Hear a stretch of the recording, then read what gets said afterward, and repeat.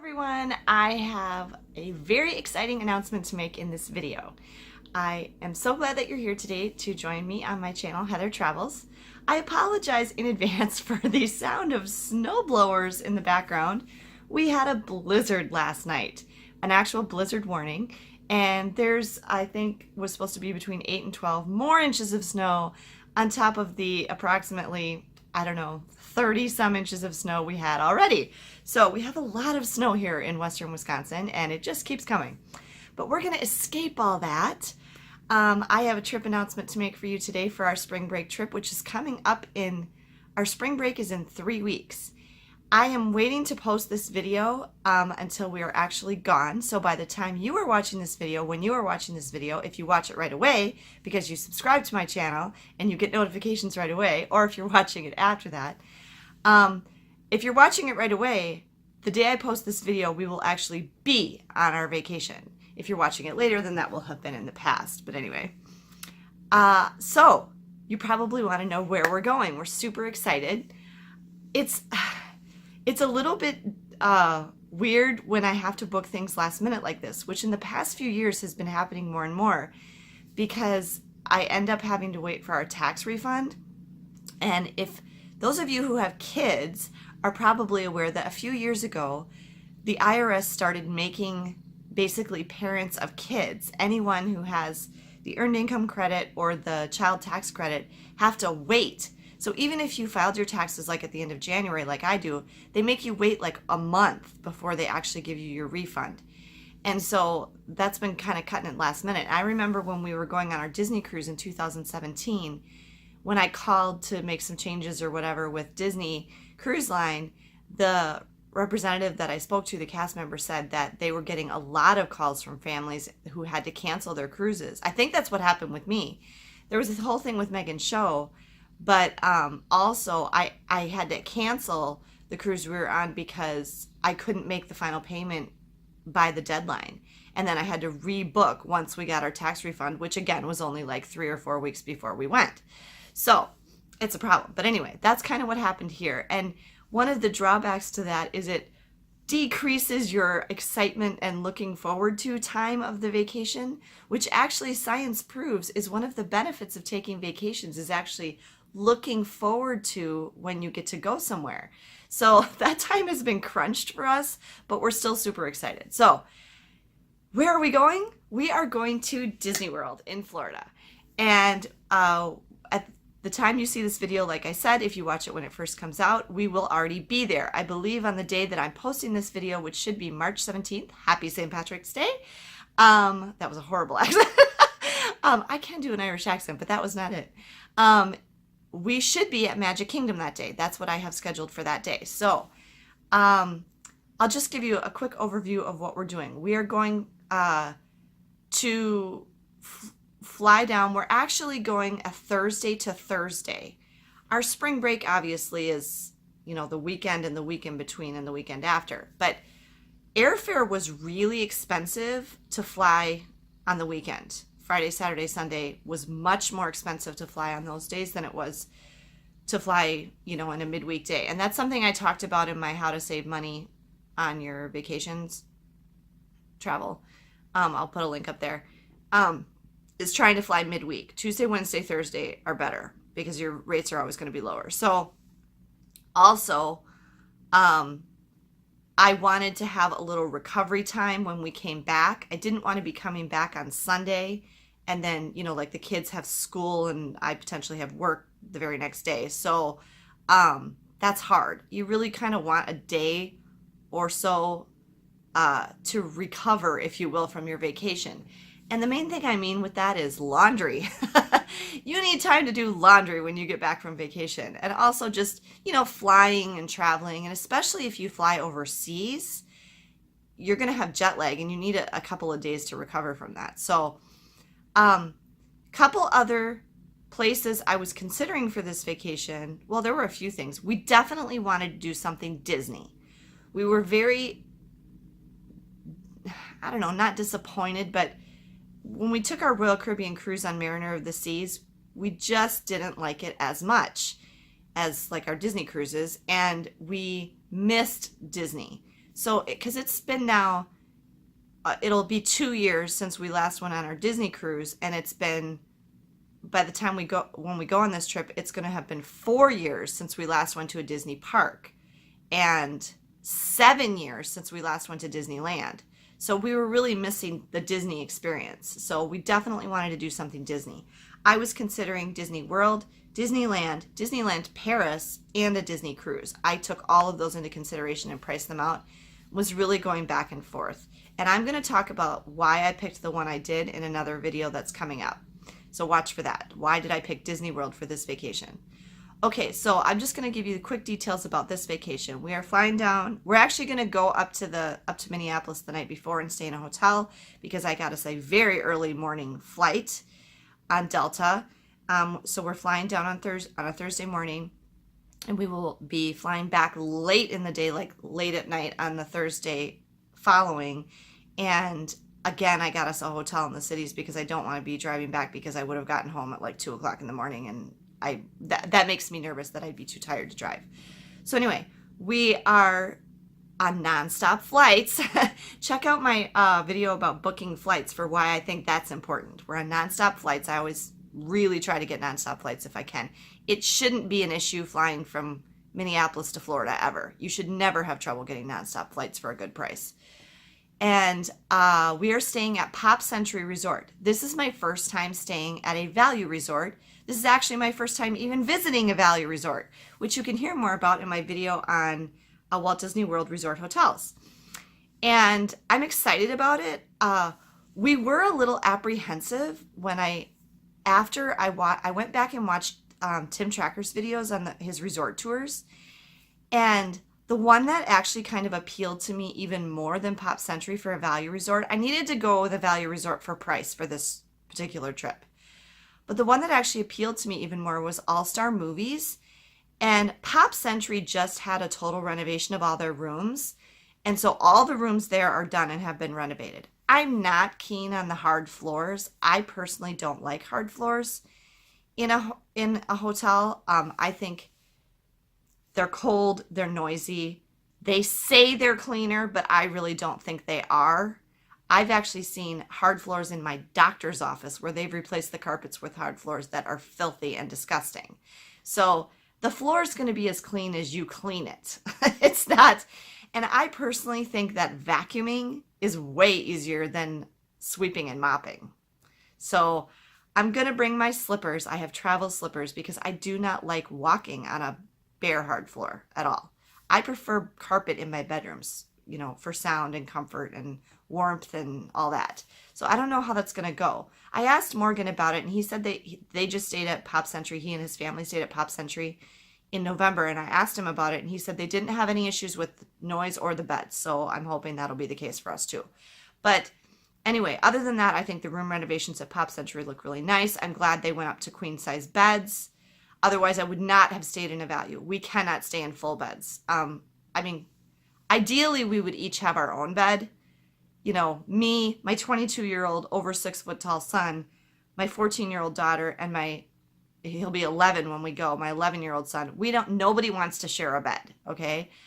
But I can't afford 2 rooms right now. So usually it's me and Megan that ends up sharing the bed, and then we try to give the boys their own space. With only 3 of us this time, that'll work. Megan and I will take the 1 queen bed. Ben will have the pull down other bed. So it'll work. But they are also renovating the rooms at All Star Movies. And I think that over the next several years, they're going to be renovating all the rooms in all the All Star resorts. That's the plan, I think. But they're not all done. I like the look of everything at All Star Movies better. I like the lobby, the movie thing. I really like that theming. So I was really considering booking that. And it was just a teeny bit cheaper, not much, than Pop Century. But I ended up going with Pop Century because I was a little worried, based on our last trip's experience, that even if I requested one of the buildings that I know the renovated rooms are done, that I might not get one. And then we'd be stuck in a room with 2 full beds, and that would be awful. So, in a non-renovated room, because only like half of them are done. So, because what happened, if you watch my last, my favorite trips on our Disney World trip in 2015, if I haven't run out of these yet, we requested a room in the mansion side of Port Orleans Riverside, and we didn't get it. We got a room in Alligator Bayou, which turned out to be good for the bed situation. But I was a little disappointed because I never did even get to go over to the mansion side and see that side of the resort. We just didn't have time. So we're staying at Pop Century. One thing I do like about Pop Century that I think are two things, and then another one that Morgan told me that I think I will like better about Pop Century than if we'd stayed at All Star Movies. Number one is it's on water. I like the resorts that are on water. I really do, because that doesn't look better. I like the resorts that are on water. I just think it makes it pretty, you know, and it's cool. It's on Hourglass Lake there. Across the Generation Gap Bridge is Art of Animation Resort. And the All-Star resorts are not on water. I don't think there's any water around them at all, is there? I'll have to look at the map again. The second reason I think I'll like it better is Pop Century has its own dedicated bus service. They don't share their buses with any other resort. The All-Star resorts all share buses with each other, and some of that's dependent on crowds and traffic and stuff. We are going at spring break, so it could be quite crowded. I think part of the time we're there, it's in the yellow, and part of the time it's in the red, and I'm not thrilled about that, but like I've said in past videos, we really need to go when the kids don't have school. Megan's in kind of a tough spot right now. She ended up missing 6 days of school because of her music trip, and then the sickness since she got back, she's been sick. She missed another, 3 days, and then there was a snow day, one of our 8 snow days we've had so far this year. That's crazy. Especially since at the beginning of January, I was actually sad because there was no snow. I guess I shouldn't have said anything. But anyway, there's now so much. I've never seen this much snow in my entire life. I haven't. People have been like, oh no, we got more of that one year. We look back at pictures. No, this is more. There's more now. So anyway, she's missed a lot of school already, and now she's only going to have like 2 weeks here to make up all the work she's missed. She has been doing some work at home, thankfully. So hopefully she won't be too behind. But that's going to be kind of tough for her because she's going to miss 2 more days when we go. So where was I going with that? Sorry, tangent. Buses. Pop Century has a dedicated bus. I don't know how I got on that school thing. I don't know. Anyway, and then something that Morgan told me that I didn't really think about or realize that he said was really a benefit to staying at Pop Century was its close proximity across that bridge to Art of Animation. Art of Animation, as I said in my video about resorts, is quite pricey. And so I don't even know why they consider it in the value category, because it's all suites except for the Little Mermaid rooms, which never have discounts. And it's more expensive than a moderate. You know, like to get us one of the suites at Art of Animation costs more than staying at a moderate resort like Caribbean Beach or Port Orleans. So I don't know why they consider it a value resort other than its location maybe, or just the standard rack rate of what the Little Mermaid rooms are, if they're going with that. I don't know. Okay, well, anyway, Morgan said that it was really nice to be so close to Art of Animation because he said it was like having 2 resorts in one. Because they were so close, you could walk over and not only explore Art of Animation as well. You cannot pool hop. That's something that people sometimes think that they can go over and use the pools at other resorts. You cannot do that. But you can go over and use their food court or shop in their gift shop or whatever. And so that's kind of cool because we'll have 2 food courts. The Landscape of Flavors is the food court in Art of Animation, and Everything Pop is the food court and shopping area in Pop Century. So we'll actually have both of those at our disposal. And the other thing he said was nice was for transportation. He said at the end of the night, when you went to get on the bus, because you can only get to the parks with a bus from either of those resorts, if the line at the Pop Century bus was too long and the Art of Animation bus line was shorter, they would just get on the Art of Animation bus and take that back and then just walk over from Art of Animation back to Pop Century. So I thought that was a cool suggestion. So we'll probably do that too. So we're staying at Pop Century. Originally, the Disney cast member I spoke to, whose name was Utah, he was really good, by the way. he just automatically put me in a preferred room and I didn't argue it. But later on, I wanted to shave off some more money, and I actually, looking at the resort map, did not like where the preferred rooms were. Yeah, they're a closer walk to the main building, but they all faced inward, and I'm hoping that we'll get one of the ones that faces the lake. And I might actually even request that. Not that my requests got honored in the past, but anyway, and I kind of would like an upper floor too. I just like being up high. And the ones that face the lake are the standard rooms. So I changed it and made it a standard room and shaved I think I shaved like $300 off my total room, what it's going to cost for my room for the whole stay.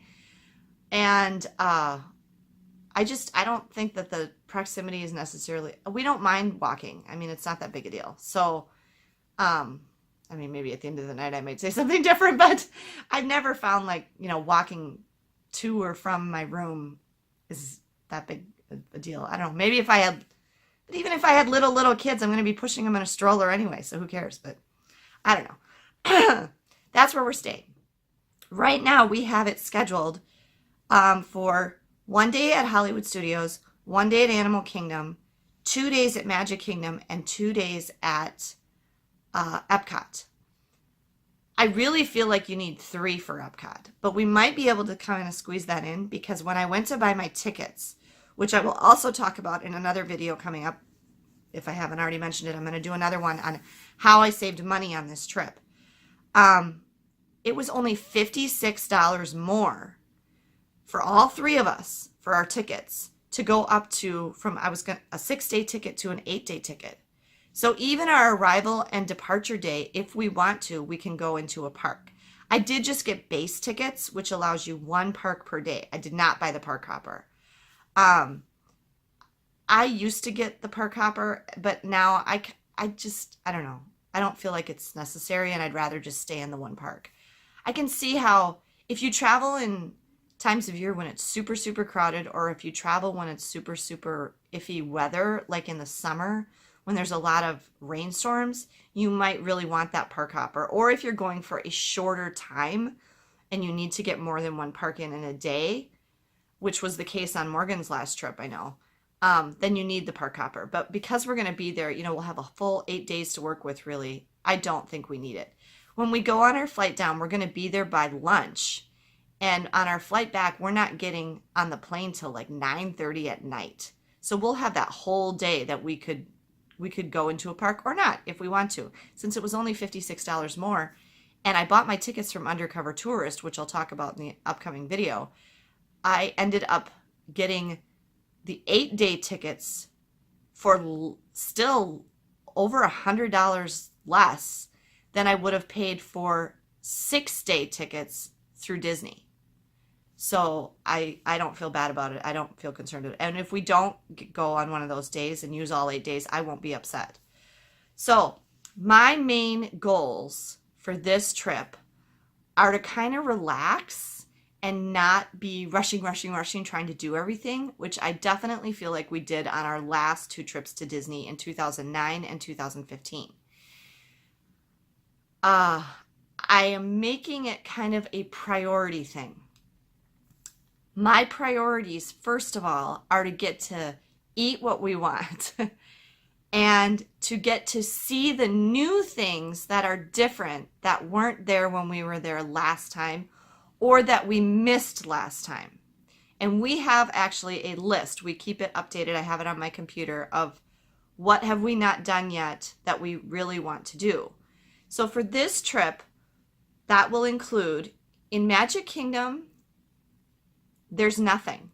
We got to do everything that's in Magic Kingdom now because New Fantasyland was open the last time we were there, and everything that we wanted to do, we've done. So everything at Magic Kingdom is going to be a repeat. So that one's fine. At Epcot, we have not done Frozen Ever After because that wasn't open yet. Maelstrom was already closed, but Frozen Ever After wasn't open yet the last time we were there. And we have not done Soarin' Over the World. Yeah, it used to be Soarin' Over California. and now it's soaring over the world. That was replaced after the last time we were there, so we want to do that. Everything else at Epcot, I think that's it. That's the only like new things. And I'm not talking like, you know, food tweaks and stuff, but I mean big attractions. At Hollywood Studios, Toy Story Land is all new. None of that was there the last time we were there. So we really want to focus on Toy Story Land. Unfortunately, a couple things that we did not get to do at Hollywood Studios last time are now gone. So they were torn down to make room for for Galaxy's Edge. So Galaxy's Edge will not be open yet, which I'm actually happy about. I'm hoping that will keep the crowds lower. They still will probably be fairly high because of Toy Story Land is only like 9 months old. But so we don't really have a ton of stuff we want to do in Hollywood Studios. Toy Story Land, Ben and I are probably not going to go on, we're not going to go on Tower of Terror. We're not going to go on Rock and Roller Coaster. I don't know if Megan will or not. And other than that, there aren't any other rides. Oh, Star Tours, which I don't think I will go on. Star Tours actually makes me a little bit sick, but the kids will probably go on that. Other than that, it'll be like shows. And I think Beauty and the Beast might be down. I'm not sure about that. So yeah, we'll just kind of take it easy. And we are going to go to 50s Primetime Cafe this time. We missed going there last time because of the Kids Jedi Training Academy time prevented us, and we missed our reservation. So I really want to go there this time. We have a reservation. Yeah. Okay. Then at Animal Kingdom, one of the things that we have not done yet, because it's all new, is Pandora. We have not been to Pandora. I honestly don't care. But it's supposed to be really, really cool. We'll try to go on Flight of Passage. One of the disadvantages of us booking this trip so late is we are not only inside the 60-day window for staying on site, we're inside the 30-day window for booking fast passes for people staying off site. I have to call Undercover Tours today. I actually called them last night and they were already closed. So I got to call them again today because they sent me the email, but the PDF with my actual tickets was not in the email. So I don't have my actual tickets yet. So I have my Magic Bands, but I haven't been able to link my tickets to my Magic Bands. And until I can do that, I can't book my fast passes. So the trip is in like 18 days. By the time you see it, we'll already be there. But anyway, so I'm really going to be scrambling to get any good fast passes. I doubt we'll get a fast pass for Flight of Passage. So unless we can get it like at the very beginning of the day or at the end of the night, I don't know if we're going to be able to go on it. Hopefully we can go on Navi River Journey. But so that's all new at Animal Kingdom. And then one of the things we missed at Animal Kingdom last time, and a lot of it was because it was pouring down rain, is we didn't get to take the train out to Rafiki's Planet Watch and ride the train. And Ben loves trains, so that was kind of a bummer for him. But we won't be able to get to do it this time either because it's closed. So temporarily, forever, nobody really knows what's going on with that. But anyway, that eliminates that. So our focus is doing those new things that we didn't get to do last time or weren't there yet, you know, that are new, eating what we want at the places we want, and also, you know, kind of relaxing and taking it easy. The other goal and priority we have for this trip is not doing things we don't like. Okay, that may sound weird to you, but I have realized that sometimes we force ourselves to eat places or go on attractions that we really don't want to. Or we've discovered in the past, I really don't like that. Why am I doing this again? I'm going to give you some examples. If you watch my Disney dining wish list, I booked a whole bunch of restaurants on that wish list for this trip. And then Megan and I actually sat down and looked at the menus. And some of them now are not on my wish list anymore. And I canceled the reservations because we realized there's nothing here that I'm going to want to eat. And I'll give you a couple examples. One of them was Coral Reef in Future World in Epcot. We looked at the menus and I'm like, maybe I'll eat that one thing. But we couldn't really see anything that we would want to eat. So we took that one off. So we canceled that reservation. That one's no longer on my dining wish list. Another one, I'm sad to say, was Olivia's. I couldn't find anything on Olivia's menu. I mean, I think the whole concept of Olivia's is super cute and I wanted to go there. But now that I looked at it, I'm like, what would I eat? I couldn't figure out anything I would eat. And so that one's off. So that's one thing. If you really look at the menus at some places, even though the theming and or even maybe the characters at the place might be something cool, if you don't like the food, that's going to be a disappointing experience for you. So we decided we're not going to go to restaurants where we don't like the food. Oh, another one. One of the ones on our wish list that Megan even thought she really wanted to go to was Tusker House. But then somewhere we saw that Tusker House and Boma at Animal Kingdom Lodge, which are both kind of African food themed buffets, are very similar. And we've been to Boma and she didn't like it. And so when she saw that, she goes, oh, well, I don't want to go there then. I'm not going to like it. And I think she's right. And so we canceled our Tusker House reservation, which came with a Rivers of Light thing, which I'm not too sad about. We can still go to Rivers of Light. But,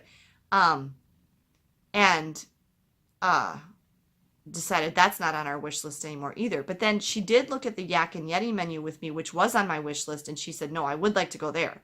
So we have a reservation for Yak and Yeti. That'll be our one table service restaurant that we'll go to at Animal Kingdom. So that's another thing. Don't go to restaurants where you're really not probably going to enjoy it. Don't force yourself. And then attractions. There's certain attractions that I've determined they either make me sick or I just have not liked them in the past. I'll tell you one that was a unanimous decision for us this time, A Bug's Life. The 4D movie in the Tree of Life in Animal Kingdom. We all hate it. We hate it. That thing is awful. Don't take your little kids. It's awful. It's really scary. And my kids hated it last time. They were in tears and it freaks me out. You know, there's things running under your feet and stabbing you in the back and squirting you with water. We hate it.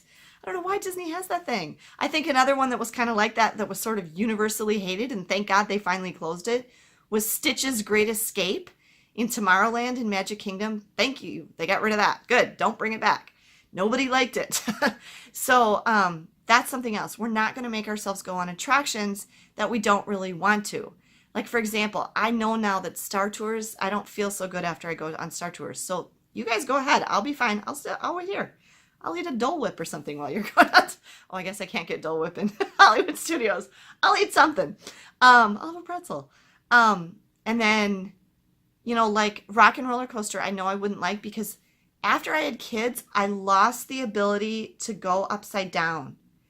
And I also can't do backwards. I just get so dizzy and sick if I do a roller coaster that goes upside down or one that goes backwards.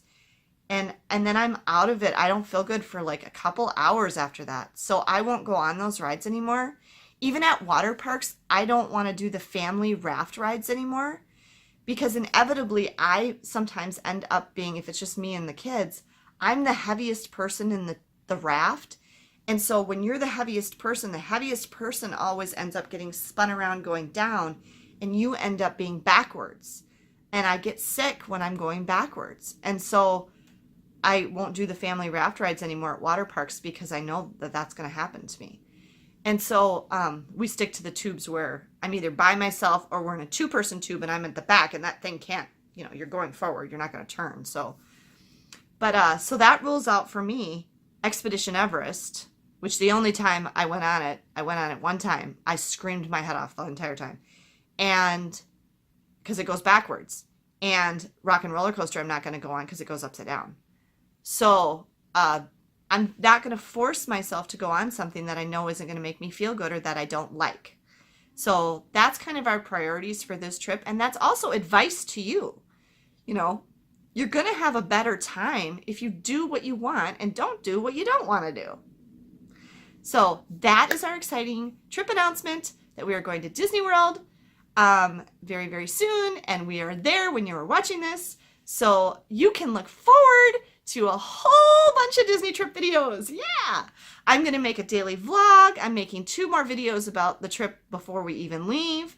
And it's going to be great, you guys. I'm super excited and I hope that you will subscribe to my channel, click the notification bell so you get a notification of every video because there will be lots of Disney World videos coming up for you to look forward to watching. Thank you guys for joining me today and safe travels. We can make make a wildfire get away.